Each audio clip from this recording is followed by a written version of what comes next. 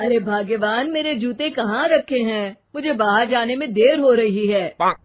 तभी मालती कमरे में आती है। ये रहे आपकी जूते। मैं इन्हें साफ करने के लिए ले गई थी। अरे वाह, तुम कितनी समझदार हो। मेरे बिना कुछ कहे ही सारे काम कर देती हो। तभी मालती झिझकते हुए रमेश से कहती है, सुनिए जी, आपसे एक बात कहूँ, बुरा तो नहीं मानेंगे ना? अरे नहीं नहीं, बेफिक्र होकर कहो। शादी से पहले मैं अपने मायके में नौकरी करती थी। मैं चाहती हूँ कि अब मैं फिर से नौकरी करना शुरू कर दूं। वैसे भी सारा दिन घर में बोर हो जाती हूँ। देखो मालती, तुम्हारे नौकरी करने से मुझे कोई ऐतराज नहीं है, लेकिन तुम्हें एक बात बता दूं, हमारे खानदान में आज तक कभी किसी औरत ने नौकरी नहीं की। फिर भी एक बार तुम माँ से पूछ कर देखो, अगर वो तुम्हें नौकरी करने की इजाजत दे देती है तो अच्छी बात है। रमेश वहाँ से चला जाता है। फिर उसी शाम मालती अपनी सास के पैर दबा रही होती है।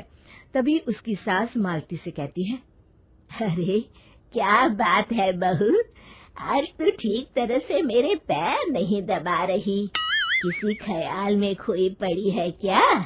मैं भी तो जानूं आखिर बात क्या है। अब दरअसल वो माँ जी। अरे हाँ हाँ बोलो, इतना सोच क्यों रही हो? माँ जी, अगर आप बुरा न माने तो मैं नौकरी करना चाहती हूँ। घर के काम करने के बाद मेरे पास काफी वक्त बच जाता है। मालती की ये बात सुनकर उसकी सास गुस्से में कहती है, अरे बहू, तेरी तबीयत तो ठीक है ना? आज ये कैसी बहकी बातें कर रही है? भला हमारे खानदान में आज तक कभी किसी औरत ने नौकरी की है जो तू नौकरी करने की बात कर रही है, हैं? अरे बहू, तू क्या रिश्तेदारी में हमारी नाक कटाना चाहती है? जितना जल्दी हो सके अपने दिमाग से नौकरी का भूत उतार दे, और अब जा, जल्दी से रसोई में जा, खाना बनाने का वक्त हो रहा है। मालती मन मार कर खाना पकाने के लिए रसोई घर में चली जाती है। अगले दिन, नमस्ते माँ जी, कैसी हैं आप? अरे आओ आओ दिवाकर बेटा, बैठो, मैं तुम्हारे लिए चाय मंगाती हूँ। बहू, जरा एक कप चाय तो लेती आना। फिर दिवाकर एक फाइल खोलकर मालती की सास के सामने रख देता है। ये देखिए माँ जी, ये है पिछले महीने का हिसाब और ये रहे मुनाफे के रुपए। एक बार हिसाब देख लीजिए और इन कागजों पर अपने दस्तखत कर दीजिए। अरे दिवाकर बेटा, मैंने भला आज तक कभी तेरा हिसाब देखा है जो अब देखूंगी? ला बता, कहाँ दस्तखत करूं? तभी मालती चाय लेकर वहाँ आ जाती है और अपनी सास को बिना कागजातों को पढ़े इस तरह लापरवाही से दस्तखत करते हुए देखकर हैरान रह जाती है। अच्छा माँ जी, अब मैं चलता हूँ, फैक्ट्री में बहुत काम है। फिर दिवाकर वहाँ से चला जाता है। कुछ दिनों बाद मालती बाजार में कुछ सामान खरीद रही होती है। तभी एक बूढ़ा आदमी उसे आवाज देता है, अरे मालती बेटी, कैसी हो? मुझे पहचाना? मैं तुम्हारी कंपनी में मुनीम का काम करता हूँ। हाँ चाचा जी, मैं आपको बिल्कुल पहचानती हूँ। कहिए, कैसे हैं आप? मैं तो ठीक हूँ। कंपनी में कुछ भी ठीक नहीं चल रहा, यहाँ तक कि हमें ठीक वक्त पर तनख्वाह भी नहीं मिलती। ये आप क्या कह रहे हैं? अब क्या बताऊँ, आप लोग तो कभी हिसाब किताब देखने दफ्तर आते नहीं। मेरी मानो तो एक बार आप लोग दफ्तर आकर सारा हिसाब किताब देख लो, आपको असलियत पता चल जाएगी। अच्छा बेटी, अब मैं चलता हूँ, देर हो रही है। फिर वो बूढ़ा वहाँ से चला जाता है। वहीं दूसरी तरफ मालती घर पहुंचकर अपनी सास को सारी बात बताती है।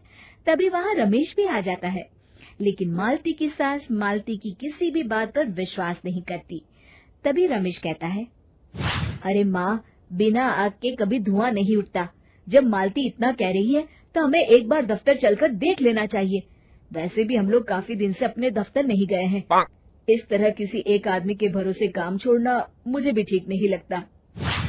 अगले दिन वे सभी अपने दफ्तर पहुंचते हैं और सीधे दिवाकर के कैबिन में जाते हैं। अचानक सबको एक साथ देखकर दिवाकर चौंक जाता है। अरे माँ जी, आप सब लोग अचानक यहाँ कैसे आ गए? अगर कुछ काम था तो मुझे एक फोन कर दिया होता, मैं आपके घर आ जाता। तभी मालती की सास कहती है, अरे दिवाकर बेटा, आज मैं हिसाब देखने दफ्तर आई हूँ, जरा मुझे पिछले 6 महीनों का हिसाब दिखाना तो बेटा। दिवाकर घबराते हुए हिसाब की फाइल मालती की सास को देता है। मालती की सास फाइल लेकर मालती को देती है और कहती है, ले बहू, देख ले हिसाब।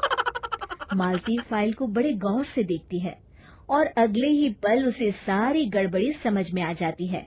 वो अपनी सास से कहती है, माँ जी, मुनीम चाचा बिल्कुल सही कह रहे थे। हमारी कंपनी में पिछले 6 महीनों में जितना मुनाफा हुआ है, हमें उसका आधा पैसा भी नहीं मिला।